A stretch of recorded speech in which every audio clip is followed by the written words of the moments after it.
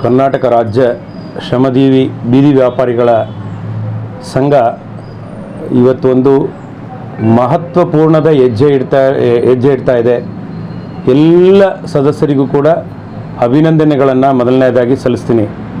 ವಿಶೇಷವಾಗಿ ನಮ್ಮ ರಾಜ್ಯಾಧ್ಯಕ್ಷರಾಗಿರ್ತಕ್ಕಂಥ ಗೋಪಿಯವರು ಈ ಶ್ರಮಜೀವಿ ಅನ್ನೋದು ವಿಚಾರಕ್ಕಿಂತ ಅವರ ಒಂದು ಪರಿಶ್ರಮ ಸಾಕಷ್ಟು ಒಂದು ಚಿಂತನೆಗೆ ಒಳಪಡುತ್ತೆ.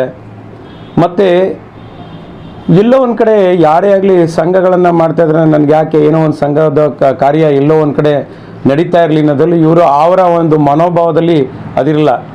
ಏನಾದರೂ ಅಪ್ಡೇಷನ್ ಮಾಡಬೇಕು, ಅಪ್ಡೇಟ್ ಆಗಬೇಕು. ನಾವು ಎಲ್ಲೋ ಒಂದು ಕಡೆ ಪ್ರತಿಯೊಬ್ಬರ ಒಂದು ಏನು ಬೀದಿ ವ್ಯಾಪಾರಿಗಳಿದ್ದಾರೆ ಅವರವರ ಬಳಿ ಹೋಗಬೇಕು.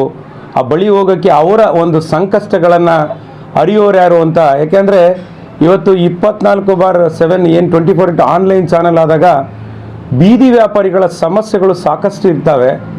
ಅಲ್ಲೇ ಹೋಗಿ ಏನು, ಏಕೆಂದರೆ ಇದೆಲ್ಲೋ ಒಂದು ಕಡೆ ಇಂಟರ್ನ್ಯಾಷನಲ್ ನ್ಯಾಷನಲ್ ನ್ಯೂಸ್ ಏನು ಮಾಡುವಂಥ ಆ ಪ್ರಮೇಯ ಬರೋದಿಲ್ಲ. ಎಲ್ಲಿ ಆ ಒಂದು ವ್ಯಾಪಾರಸ್ಥರಿಗೆ ಯಾವ ರೀತಿ ಕುಂದುಕೊರತೆ ಆಗುತ್ತೆ ಅಂತಂದ್ಬಿಟ್ಟು ಆ ಸೋಷಿಯಲ್ ಮೀಡಿಯಲ್ಲಿ ಅಪ್ಡೇಟ್ ಮಾಡಲಿಕ್ಕೆ ಇದೊಂದು ಅವರಿಗೆ ಸುವರ್ಣ ಅವಕಾಶ. ಯಾಕೆ ಮಾಧ್ಯಮದಲ್ಲಿ ಈ ಒಂದು ಸೋಷಿಯಲ್ ಮೀಡಿಯಾ ಆಗಲಿ ಈಗಾಗಲೇ ಏನು ಸರ್ಕಾರದಿಂದ ಈ ಒಂದು ಸೋಷಿಯಲ್ ಮೀಡಿಯಾ ಅನುಮತಿ ಪಡಿಬೇಕು, ಅದಕ್ಕೆ ಮುಂದಿನ ದಿನಗಳಲ್ಲಿ ಅರ್ಜಿ ಹಾಕ್ಬೋದು. ಅರ್ಜಿ ಹಾಕಿ ಇದನ್ನೆಲ್ಲ ರೀತಿಯಲ್ಲಿ ಮಾಡಿಕೊಂಡು ಯಾವುದೋ ಒಂದು ವ್ಯಾಪಾರಿಗೆ ಎಲ್ಲೋ ಒಂದು ಕಡೆ ಆ ತೊಂದರೆ ಆಗ್ತಾಯಿದ್ರೆ ಸಾರ್ವಜನಿಕರ ಗಮನಕ್ಕೆ, ಸರ್ಕಾರದ ಗಮನಕ್ಕೆ ತರುವಂಥ ಒಂದು ವೈಶಿಷ್ಟ್ಯಪೂರ್ಣವಾದಂಥ ಕೆಲಸ ಈ ಚಾನಲ್ದಾಗತ್ತೆ. ಎಲ್ಲೋ ಒಂದು ಕಡೆ ಈ ಚಾನಲ್ಲು ಎಲ್ಲೋ ಒಂದು ಕಡೆ ನಮ್ಮ ಒಂದು ಹೆಗ್ಗಳಿಕೆಗೆ ಮತ್ತು ಎಲ್ಲೋ ಒಂದು ನಮ್ಮ ಒಂದು ಇದಕ್ಕೆ ಮಾಡಿಕೊಂಡಿದ್ದಲ್ಲ. ಇದಕ್ಕೆ ಅರ್ಥ ಇದೆ.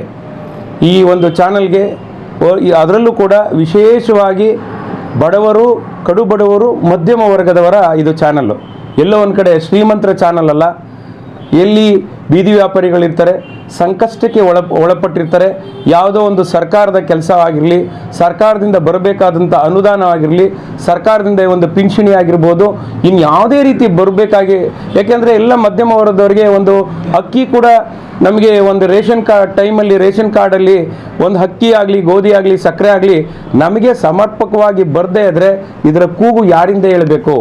ಈ ಒಂದು ಚಾನಲ್ನ ಕೆಲಸ ಆ ಕೂಗು ಮಾಡುತ್ತೆ. ನೋಡಿ, ಇವತ್ತು ಬರಬೇಕಾಗಿತ್ತು, ಇಂಥ ದಿವಸ ಫ್ರೀ ಅಕ್ಕಿ ಕೊಡಬೇಕಾಯಿತು. ಈ ಸರ್ಕಾರ ಸೌಲಭ್ಯಗಳನ್ನ ಎಷ್ಟೆಷ್ಟೋ ಇವಾಗ ಹೆಣ್ಮಕ್ಳಿಗೆ 2,000 ಸಾಕಷ್ಟು ಸೌಲಭ್ಯಗಳನ್ನ ಆಗ್ತದೆ. ಆ ಎಲ್ಲೋ ಒಂದು ಕಡೆ ಆ ಸೌಲಭ್ಯಗಳು ಬರದೇ ಆದಾಗ ಈ ಒಂದು ಚಾನಲ್ನ ಒಂದು ಗರ್ಜನೆ ಇರುತ್ತೆ, ನಮಗಿದು ಬರ್ತಾ ಇಲ್ಲ, ನಮಗೆ ಇಂಥ ದಿವಸ ಬರಬೇಕು. ಅದು ಸರ್ಕಾರದ ಗಮನಕ್ಕೆ ಮತ್ತು ಜಿಲ್ಲಾಡಳಿತ ಗಮನಕ್ಕೆ ಬರುವಂಥ ಆದ್ಯ ಕರ್ತವ್ಯದ ಕೆಲಸವನ್ನು ಈ ಚಾನಲ್ ಮಾಡುತ್ತೆ.